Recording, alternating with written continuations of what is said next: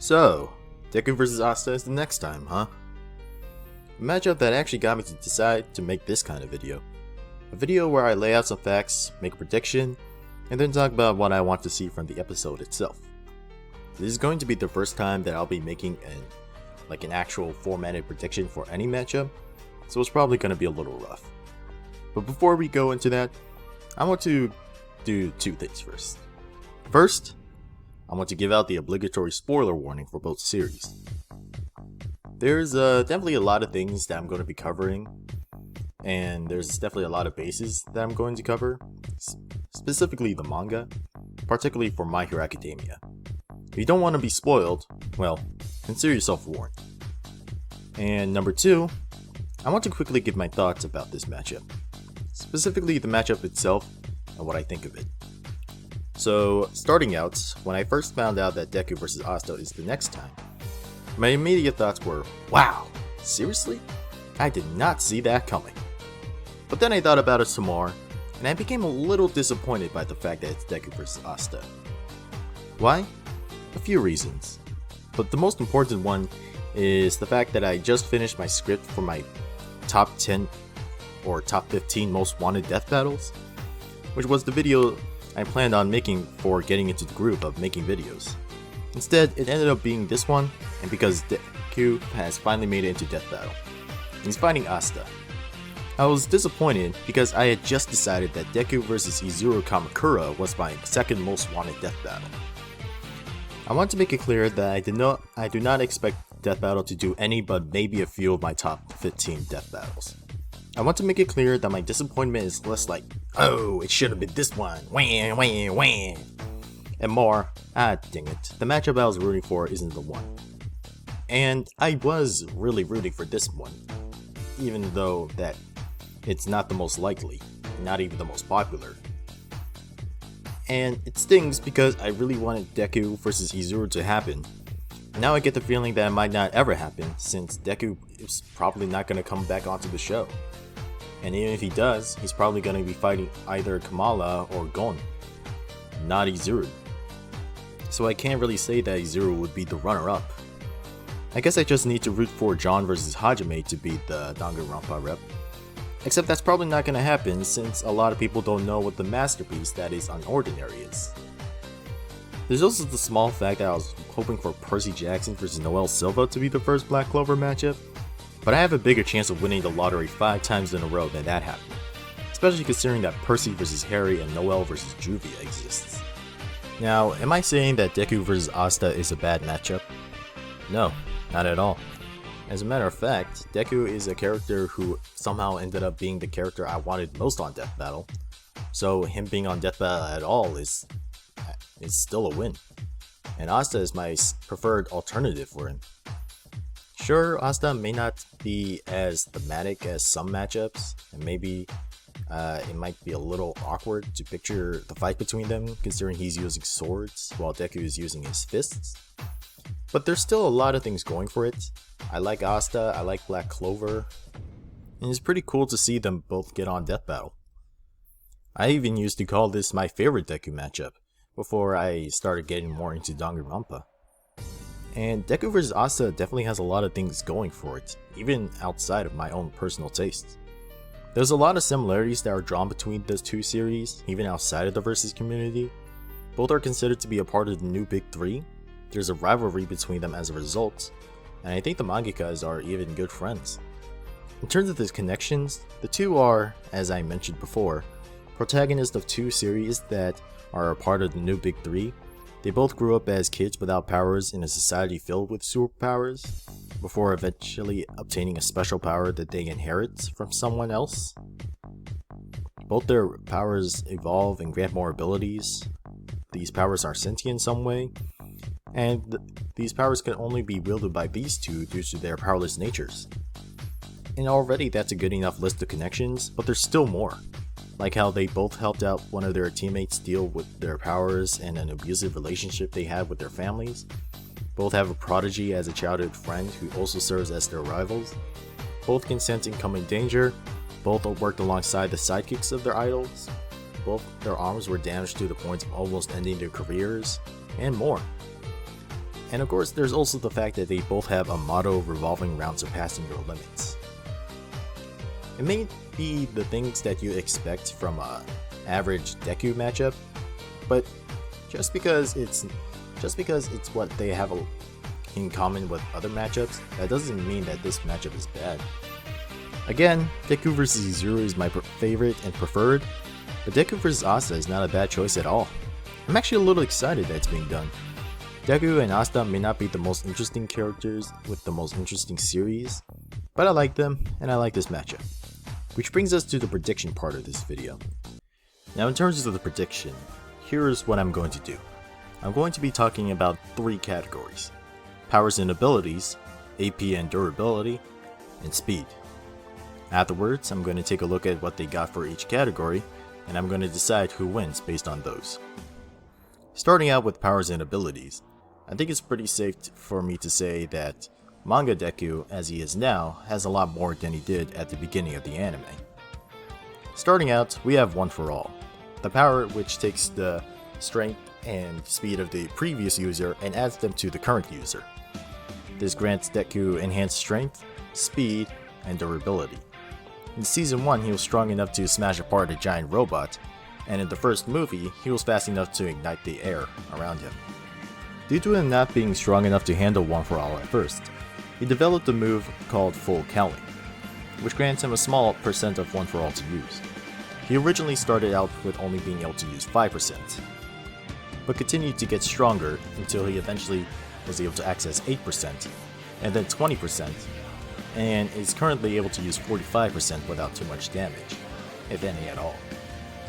However, he has used 100% after developing Full Cowling on several occasions. His strongest form is generally called Infinite 100%, which is him continuously using 100% Full Cowling, like what he did against Kai Chisaki. Now, he did use this power with Eri, a young girl who can revert any organic material to a younger state, but My Hero Academia has been established to be a flashback, and Deku has used 100% in the movies without doing too much damage to himself, so I think it's fair enough for us to give him 100%. With the immense power of One for All at hand, he has a variety of techniques that he can use in his fight against Asta. First off is the Detroit Smash, which is a simple uppercut or a straight punch. His Delaware Smash is an air bullet fired from a flick of his finger, and while he originally broke his finger every time he used it, he was able to use weaker Delaware Smashes without hurting himself. You combine these two moves into the Delaware Detroit Smash, where he first breaks his opponent's defense with the point-blank flick of his fingers before following up with a powerful right straight. He's only ever used this move once, and that was when he entered a state called 1,000,000% Full Cowling. However, it was confirmed by Horikoshi that he did not actually go 1,000,000%, and that he was mostly just amping himself up. Regardless, he should be able to perform similar levels of power and likely surpass 1,000,000%, even despite using supposedly lower percentages. Regardless of whether or not it actually is 1,000,000%, it permanently damaged his arm, causing him to develop shoot style, a fighting style that relies more on kicks rather than punches. He developed a bunch of techniques to use for shoot style, but I think it's fair enough for us to also give him All Might's techniques as well, since they have the same power and he's mimicked All Might's moves in the past. Not to mention that he's a huge All Might fanboy. He also has alternate versions of his moves called Air Force, which are basically when he's using the same moves, but they're creating shockwaves instead of initiating physical contact. And it's likely that he can use Air Force for pretty much all of his techniques, giving him a wide variety of ranged options. And what Deku has that All Might doesn't are 6 extra quirks, which he inherited through One for All from the previous users before All Might. These quirks are Black Whip, Float, Danger Sense, Fa Jin, Smokescreen, and Gear Shift.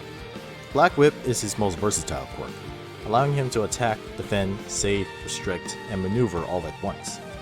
He can fire it from his arms or even his mouth to mimic one of his classmates, who's part frog. Float, Smokescreen, and Danger Sense should be pretty obvious, but the real meat on the bone is Fa Jin and Gear Shift.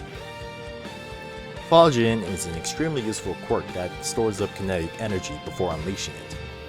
He can use it to drastically increase his power and speed to mimic 100% of One For All at 45% without worrying about the backlash, though he can use 100% without hurting himself too much by that point. He's combined it with his ability to launch himself with shockwaves and float to allow him to fly across an entire ocean, so it's pretty useful for mobility as well as offense.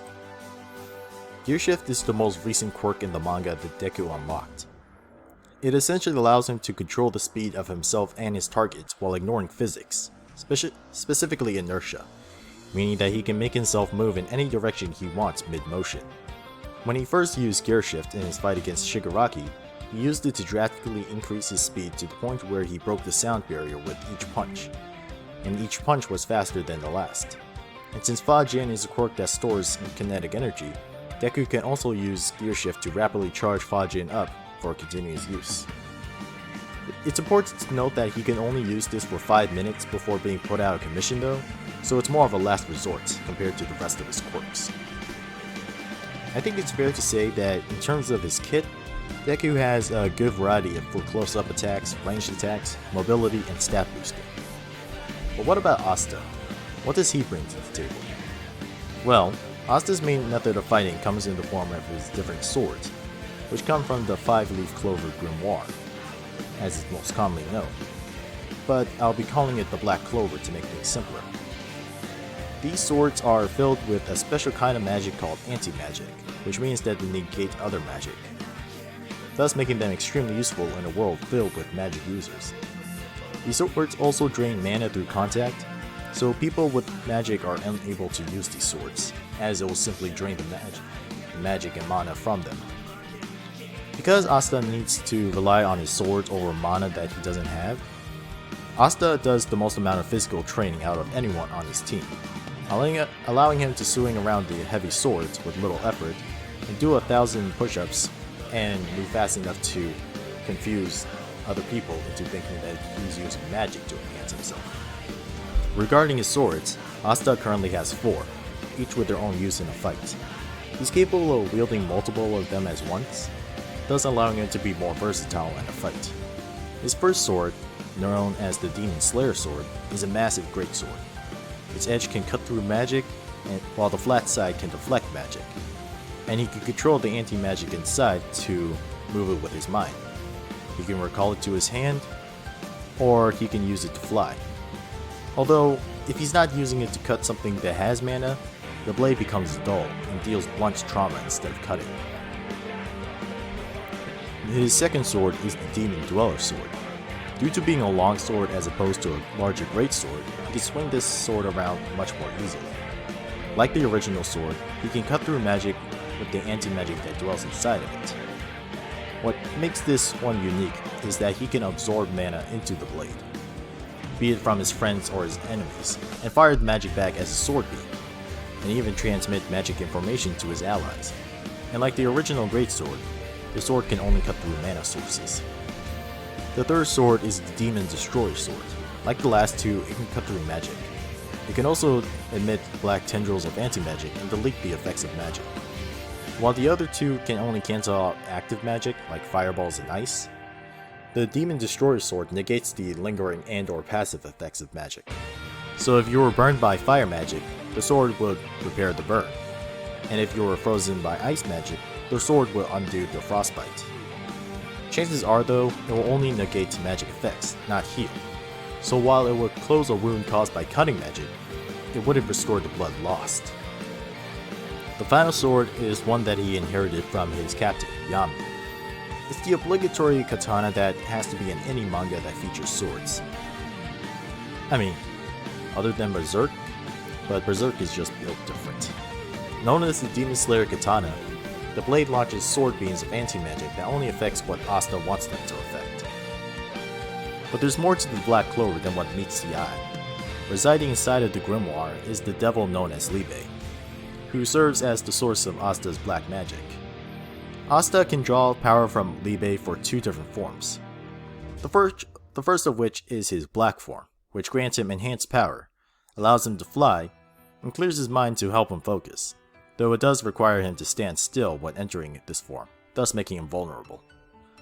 This form also comes with a Berserker version that allows him to manifest an anti-magic whip from the Demon Slayer, and enhances his anti-magic as a whole, at the cost of his own control.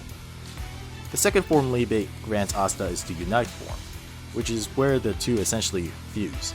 It's stronger than Block Asta, but a lot more complicated and difficult to control.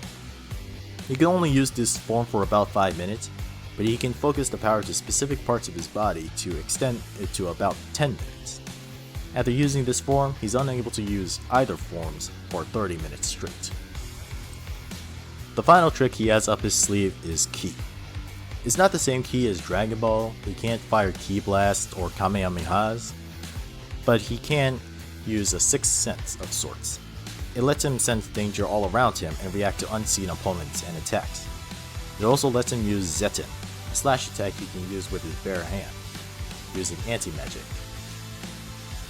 Pretty useful, but not really all that special compared to the rest of his slash attacks. Comparing the two's arsenal, I think it's fair to say that the first point goes to Deku. Asta and Deku both have means of boosting their abilities even despite the kickback and limiter that comes with them, and both could sense incoming danger, with Asta's being slightly more useful with him being able to locate his target, while Deku can just sense danger.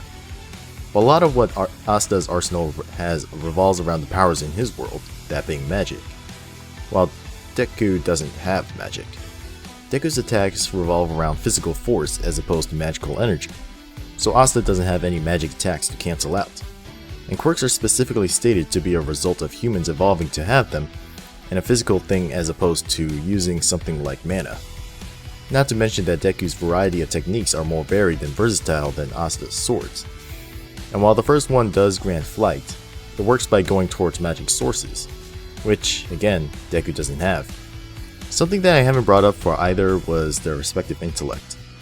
While I think we can say that Asta isn't an idiot when it comes to a fight, I think we can also agree that Deku is smarter with more experience and analysis.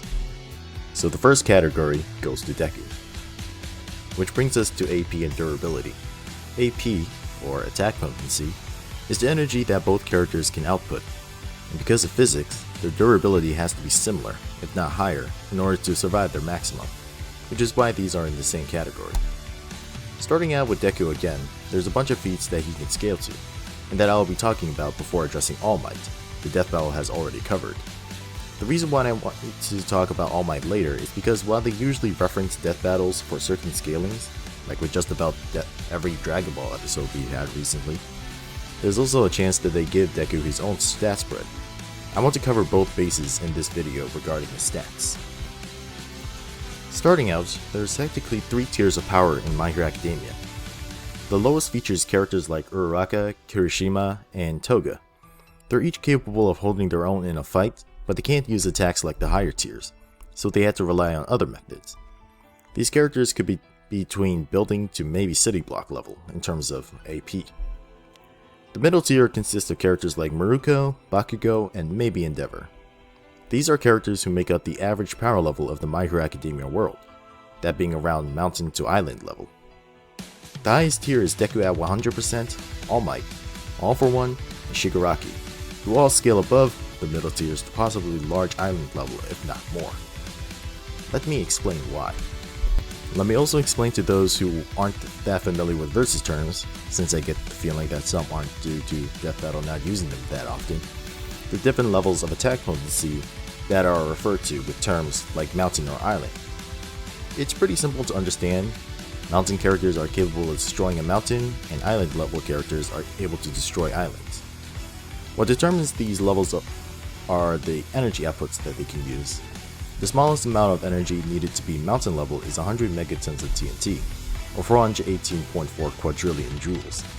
The smallest amount of energy needed to be at island level is 4.3 gigatons of TNT, or just under 18 quintillion joules. So let's start off with the first relevant tier, the middle tier.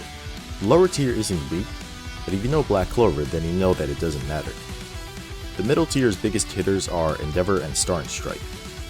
Star and Stripe is a manga only character right now, but I won't be covering her part in the story, just the feat she does against Shigaraki. This feat is ultimately inferior to Endeavor, given that she outright states that if the feat she performed was enough to beat Shigaraki, Endeavor would have been able to beat him by himself. Said feat is taking a bunch of missiles, combining them, and using them to punch Shigaraki like a kaiju-sized Falcon Punch. There's been a lot of impressive feats of power throughout My Hero Academia already, whether in the anime, the manga, or the movies. Todoroki created an iceberg in the sports festival, a feat that needs around 11 megatons of TNT according to Red Runner. Deku and Bakugo's combo attack punched a hole through a storm in the second movie, and Shigaraki blasted apart clouds in the manga. But the missile feat is probably the most powerful, as it created a crater in the oceanic ground and vaporized the water around it, as well as creating an explosion that dwarfed Star and Stripes' avatar, which was 1,000 times bigger than her. This has actually been calculated to be around 7 gigatons of TNT, and still stated to be inferior to Endeavor. Given that All Might was stated to be stronger than Endeavor even in his weakened state, we can scale Deku to this feat via the multipliers that we know. All Might stated that his weakened state is more than 60 times weaker than his prime in the USJ. And the USJ version of All Might is stronger than the version that fought All For One in the Kamino War arc, who Endeavor wasn't even considered a threat to. And in the manga, Shigaraki was on par with 45% Deku and was stated to be stronger than the USJ Nomu. So we can definitely scale him to All Might then. And since Fajin can be stored up enough energy for 45% to mimic 100%, we can also give a ×2 multiplier increase to 100% to cover any loose ends, especially since One For All gets stronger with each user. Not to mention that Deku fought a villain named Muscular twice.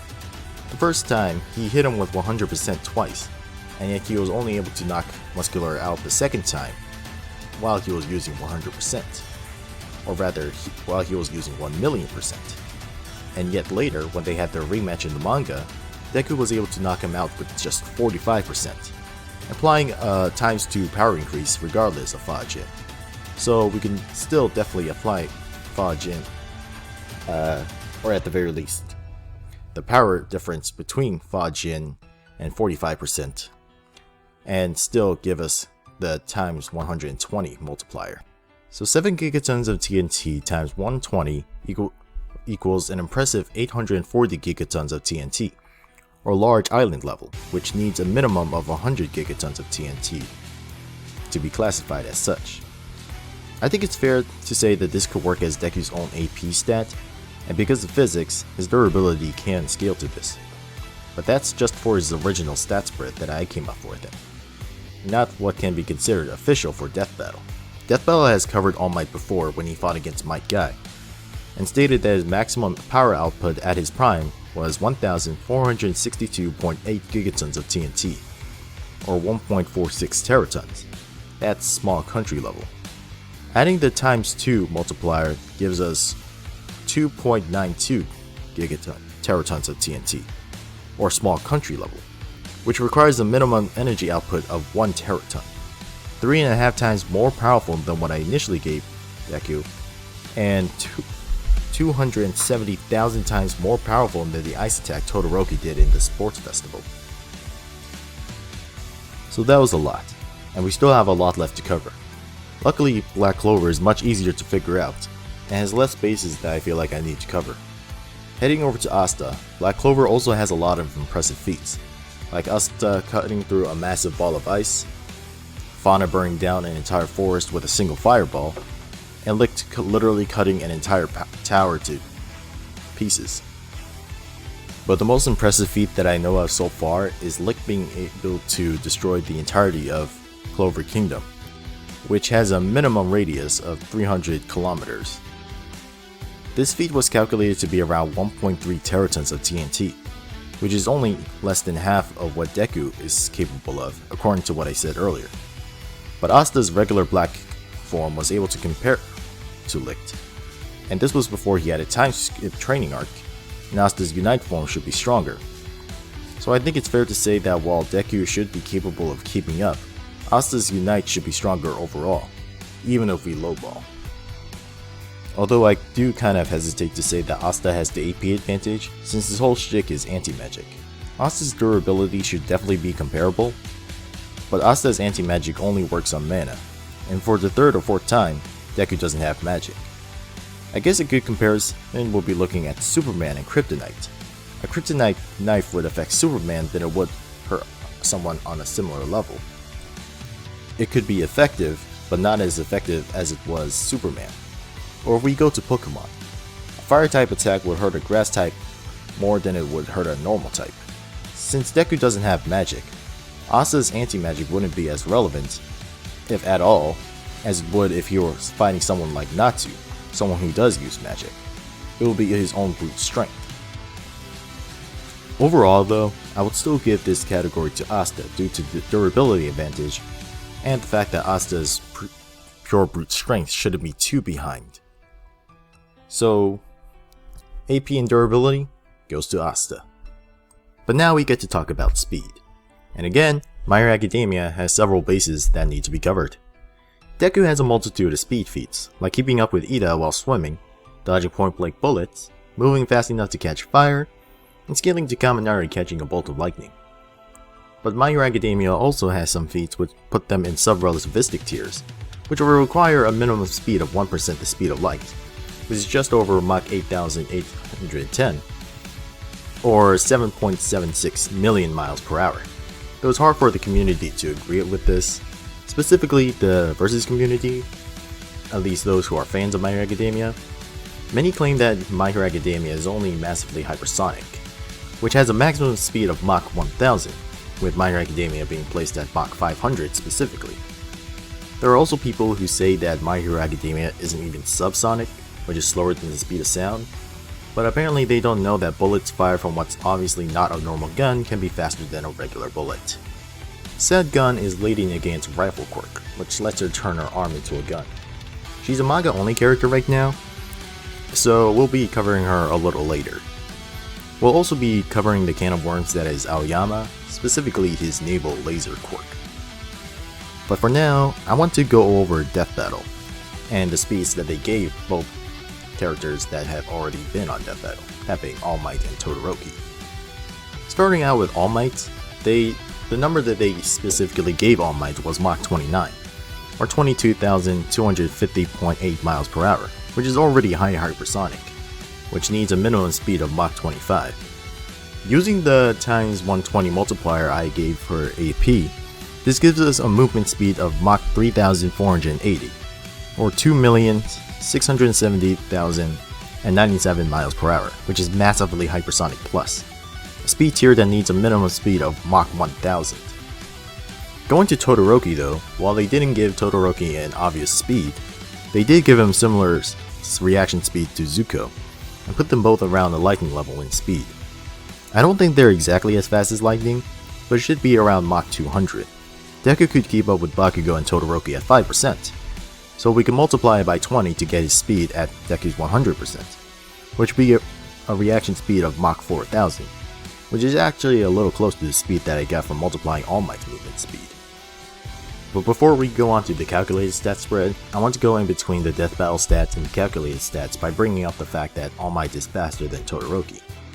So instead multiplying Mach 100 with the 120 to make up for the difference in speed between All Might and Todoroki.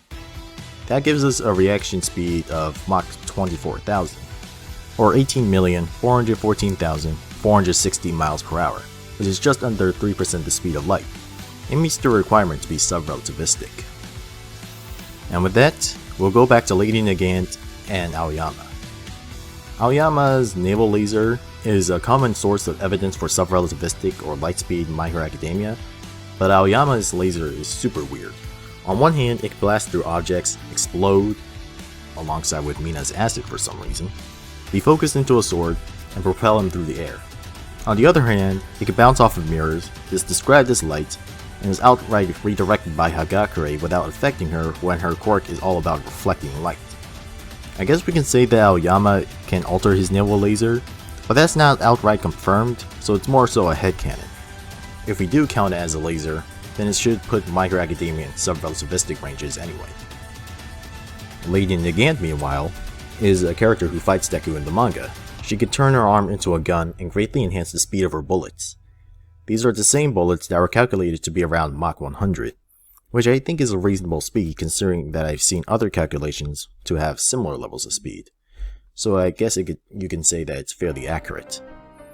At one point, Lady Nagant fires a bullet towards a guy on a building, and Deku was pretty far from him, but was able to close the distance between them and knock him out of the way at the same time the bullet reached him. Assuming that the bullet was around 5 feet away, it would have traveled that distance in less than 0.00004 seconds, or 400 microseconds. Considering that the Deku was not anywhere in the shot where the bullet was closing in on the man, I think it's fair enough to give him an estimated distance of around 1 kilometer, which is due to the fact that the man is on top of a building and high above other buildings. For Deku to be able to cross 1 kilometer in 400 microseconds, he'd have to be moving around Mach 72,886, which is honestly faster than I thought. It's around 55,923,409 miles per hour, or 8% the speed of light. So it's still not light speed, but it's faster than the Mach 500 speed that My Hero Academia was given by a lot of people in the Versus community. So that was a lot to cover, but I think this is a pretty good place to put Deku in terms of speed. Maybe it's a high ball, but I think it's fair enough considering that, well, I'm not going to sugarcoat it or delay it. Asta is faster regardless of the high ball. Luckily for both of us, Black Clover is a lot easier to pin down in terms of speed. Black Clover is without a doubt faster than the speed of light. There's a large variety of light-based magic, and Asta even deflects laser shots from someone who uses mirror magic while in his base form early in the series. And there are characters who are stated to be able to move at light speeds. And there isn't any reason why Asta shouldn't be able to scale, as he's defeated characters who use light magic, and he should be superior to characters confirmed to be light speed. While he can't fly at light speed due to the whole anti-magic thing, he is indeed faster than light, which is an easy point to give to Black Clover. So overall, Asta does win, but the fact that Deku might be able to keep up with Asta in terms of attack potency and has the edge in Arsenal does mean that it's not big of a stomp as people are saying that it is. It's certainly closer than matchups that we've had this season, like Thor vs Vegeta or Magneto vs Tetsuo. And of course, there's the obvious one that it's Omni-Man vs Homelander. Then again, maybe my numbers are off. I don't really care. I'm sure there are smarter people who can give more accurate numbers. Maybe it'd be a closer match, maybe it'd be a bigger stomp, who knows? I'm just happy that that one picture of Asta slapping Deku is, well, from my research, not as accurate as people seem to be saying. I get the joke, but some people are taking it seriously. But hey, that's the biggest part of the video down. Let's go on to what I personally want to see from the episode. Specifically talking about the animation, well, there's the obvious exchange of go beyond, plus ultra, and surpass your limits. And while it's obvious and predictable, I do want to see it. Especially if you have Deku at a normal volume throughout the fight, while Asta is his usual loud self, only for Asta to quietly say the motto to himself to pump himself up, while Deku lets out the plus ultra in a guttural scream. The choreography ideally would have a good usage of their abilities, but with a bigger focus on the difference in their stats and such.